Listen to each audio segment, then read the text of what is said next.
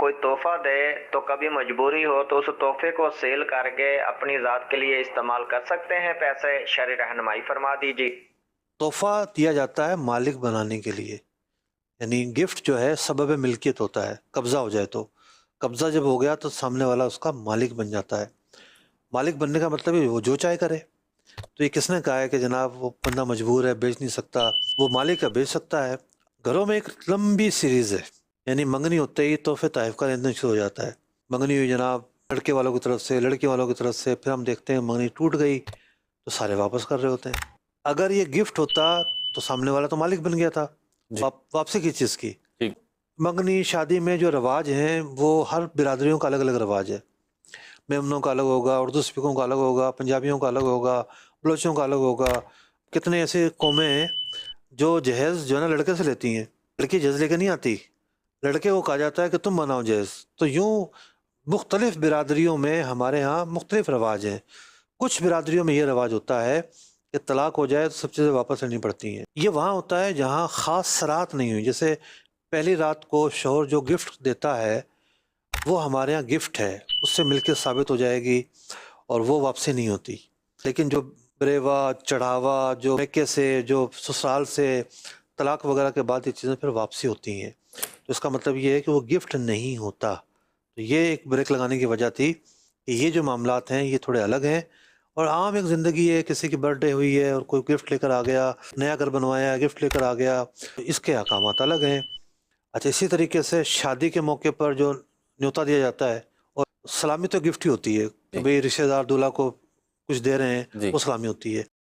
نیوتا یہ ہوتا ہے شادی کھانے آئے ہیں تو لفافہ دے کر جائیں گے۔ اب اس لفافے میں بھی دو عرف ہیں۔ بہت ساری برادریوں میں یہ قابل واپسی ہوتا ہے، باقاعدہ رجسٹر بنا کے رکھے ہوتے لوگوں نے، ہم نے ان کی شادی میں اتنے پیسے دیے تھے، وہ ایک وقتی طور پر قرضہ دیا جاتا ہے کہ بھئی ہم نے آپ کو دے دیا، ہماری کبھی ہوگی تو آپ دے دینا، تو قابل واپسی ہوتا ہے۔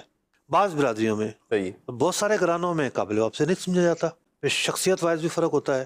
اب میں نے پچھلے دنوں کسی کے پاس بچے کو پیسہ دینے لگا، کہنے لگے آپ نے اس بچے کے باپ کی جو شادی میں شرکت کی تھی نا، جو لفافہ دیا تھا وہ آج تک ہم نے رکھا ہوا ہے۔ تو بھائی رکھنے کے لیے تھوڑی تھا، وہ کچھ استعمال کریں۔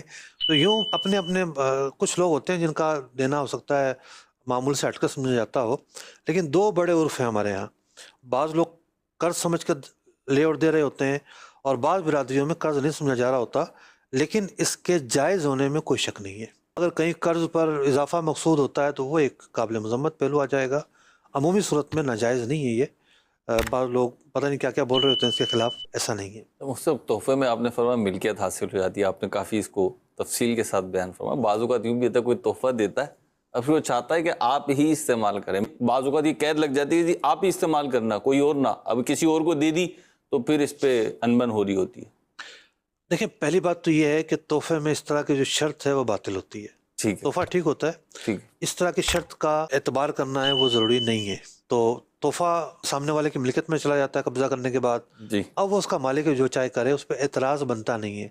بعض اوقات یہ ہوتا ہے کہ بہت محبتوں سے چاہتوں سے دی گئی چیز ہوتی ہے، والدہ نے دی ہے، قریبی عزیز نے دی ہے، بہنوں نے کوئی چیز دے دی، تو ان کی خواہش ہوتی ہے کہ ہم نے جس مقصد کے لیے دی ہے وہ یہی کام کرے، اسی مقصد میں استعمال۔ تو اچھی بات ہے۔ انگشت نمائی سے بچنا چاہیے، اور دل جوئی کا معاملہ ہے تو اس میں اس طریقہ کار پر عمل کرنا اچھی بات ہے۔ احکام تجارت، احکام تجارت۔